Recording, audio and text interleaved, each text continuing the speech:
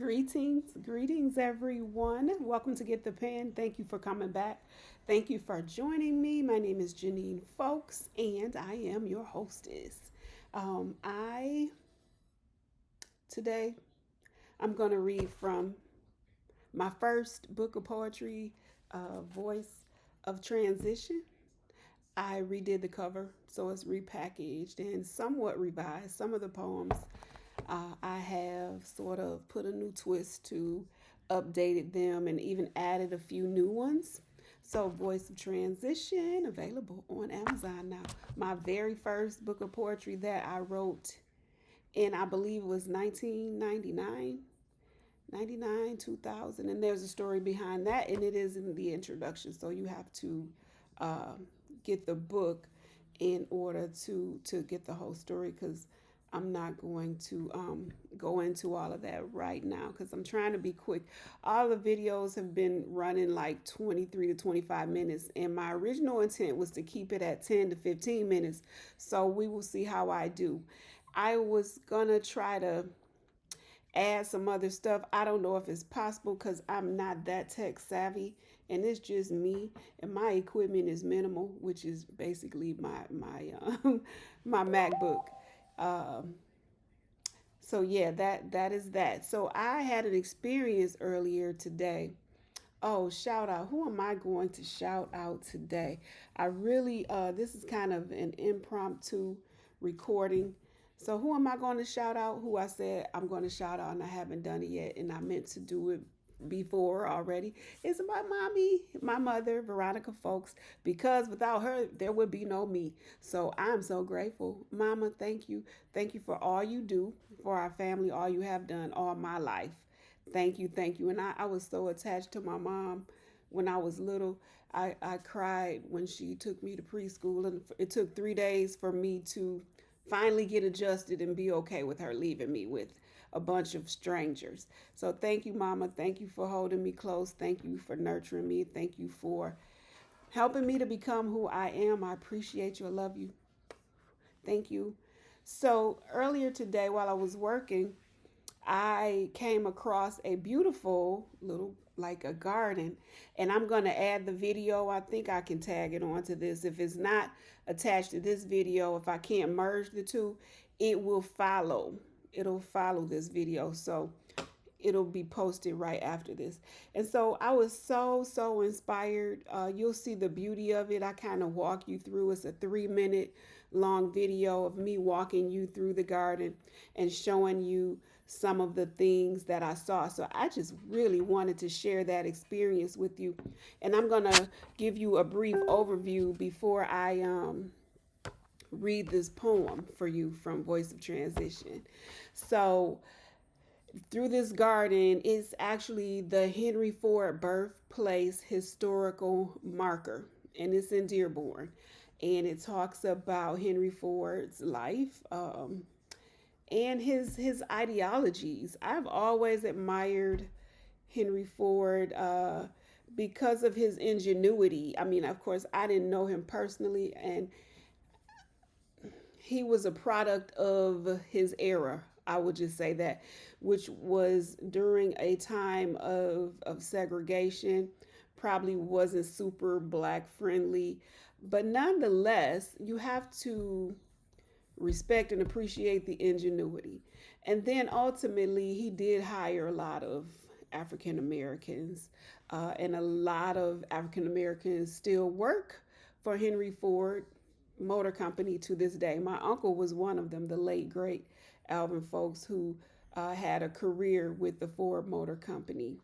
So it wasn't all bad. So I remember I was telling someone I was doing a tour of the Henry Ford Hospital in Detroit and how he had designed that hospital. And then from an aerial perspective, that hospital is shaped like the letter H for Henry, and how he designed every detail of that hospital. So not only is he the king of cars, but he delved into other things like architecture, and then he tried to reproduce plastics or resin, which was it failed, but he tried. But the thing was, he was trying to be innovative and create new things to make life more convenient, make it easier.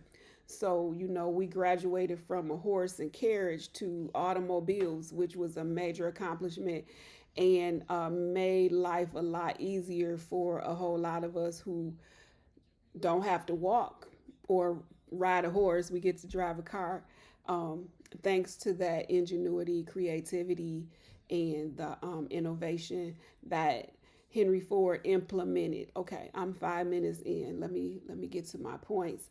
So I went to the birth site, beautiful garden, and you're gonna see it. So it kind of says that, and I'm just going to try to kind of take you through my little my little travels and my journey today, because there was a lot of inspiration there, and I just love inspirational things. So there are these benches, and I want to call them like pillars. They're like short pillars, and they had his values, and a lot of those values we could use today because I think that they're still relevant, applicable, and beneficial to us in our work ethic and our outlook on life. So there was a farm, they had a farm. So I guess they grew food. I know he tried to grow plastic. And then there was Henry and Clara Ford. That was his wife. So I won't get too much into that. But I'm kind of doing a walkthrough of the tour that I took that you're going to look at. So maybe these words will mean something when you get to that point. The first car, which was the Model T. So they kind of talked about that. And it's a Detroit novelty. Henry Ford kind of put Detroit on the map, hence the Motor City. So he brought us to the global forefront when it comes to automobile production. The gas engine experiments. So he experimented with gas engines, and then the automobile business. His discovery and creation turned into a multi-billion-dollar industry worldwide. Building a winner. So it talks about that. How do you build a winner?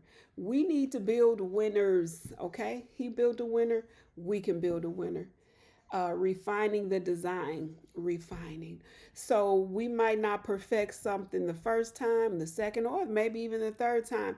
So sometimes we have to tweak a process, rework it, refine it until we can make the process presentable. We may not even make it perfect, but if we can at least get it presentable, then we've done something, because once we present it and put it out there, we can always improve upon it over time. And this is kind of what happened with the Model T. The first version wasn't perfect. There was improvements that needed to be made. They had to tweak that process. The assembly line. He created the assembly line where they put these automobiles together. So he implemented a process. There may be a process that you need to implement, something that you need to put in place, whether it's for production or whatever your idea or product or service is. You implement a system. Systems make the world go round, and we need systems to make things work. We don't want to be random with the way we do things. We need systems. And pardon me, I'm just interjecting this because you see I keep messing with my hair. When I got my hair done this morning, I had her to put the part on the opposite side. Normally, she parts the left side, but I said, part the right side. This left side is tired and needs a break. We need to shift it. And I knew that. I said, we're going to shift the universe by switching my part. And I am so convinced that I did shift my universe just by switching my part to the other side. So it's kind of turning things around, and I'm still getting a little acclimated to it, so I'm not used to it. But that's good, because sometimes we get too comfortable and things become too habitual, and we need to switch it up sometimes. So that's what I did. Let's switch it up, give my left side a break. And so yeah, that's what I did. Now, Henry Ford was really big on nature, appreciated nature, loved nature. And that's me. I love nature. I hope you love nature too. And that's why I appreciated this little garden so much. He founded a hospital, and like I mentioned earlier, he designed every bit of it and shaped it like an H, his with his initials. So, medical care, healthcare, innovation in that arena was also important to Mr. Ford. Then there was the Model A, and then his little quote: "All things are possible." Now we know that comes from the Bible. All things are possible, but he adopted this philosophy that all things are possible, and we have to too believe that all things are possible. If there was no cars and you came up with this idea of a car, people are going to think that's wild, man. That's not even possible. But he said, he begged to differ. All things are possible. Thank God that's in the Bible, and that validates it for me. But all things are possible, and sometimes we need to be reminded of that when we are doubtful or question our visions and our ideas, and the things that we can accomplish. Remember, all things are possible. All things are possible, and that's for you too.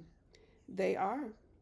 um Let me see what the vagabonds. I'm not sure what the vagabonds are, and that's something maybe we can Google or look up, the vagabonds. And when you look at this video, you can hit pause in between the pillars if you want to study them, read them, review them, or look them up. I think it's worth the time to glean from his ideologies, because we can still use them today as blueprints for success. Okay, some of this stuff is universal, it's timeless. It's, even though I know things progress and things change and evolve, but some things, some foundational things stay the same, and these principles are just, they're timeless. So I would encourage you to look at them. The nature of progress, that's something you need to look at. The nature of progress, because we are all making progress, and progress is a process, and it's a process that we need to look into, that we need to try to get a better understanding of processes. Let me back up. Let's see. Beauty in the commonplace. Now I like that, because sometimes we don't find beauty in the simple things or the common things, but there is beauty in the commonplace, everyday things, simple things. Guided in love. Man, love. Love. God is love. Anything motivated by love is going to prevail, is going to win, because love wins. Okay, love has to be the foundation of everything that's going to stand long term, that's going to stand the test of time. That would be love. And love was important to Mr. Ford. So I want you to review that he was guided in love. I'm sure he wasn't perfect. I never met the man. I don't know, or I don't know if he ever had some shady dealings or whatever. I don't know. But some of these principles, whether we like him or not, or whether we approved of everything he did or not, the principles, they stand. And if you're guided in love, you can't go wrong. Guided in love. And then active and healthy. We all need to be active and healthy. We don't want to be sedentary and unhealthy. Being sedentary leads to lack of health. So we need to be active, we need to be healthy, and I'm going to cut it right there, and you'll get to the video. With 13 minutes in, I'm not doing too bad. I might make 15 minutes if I don't go too long with this poem that I want to read to you, that my daughter recited back in the 90s, and she won a talent show from reciting this poem. And this is one of the first poems that I ever wrote, not ever, but since being a teenager. But as an adult, I wrote this poem, and it's called "I Will Succeed." And I really want you, I want you to take this poem to heart. And pardon me, I just can't help but mess with my hair. But take this poem to heart, because this is for you. I am reading this to you, for you, because you will succeed. Okay, you will succeed. You have to adopt that. You have to and graft that in your spirit that you will succeed, that all things are possible.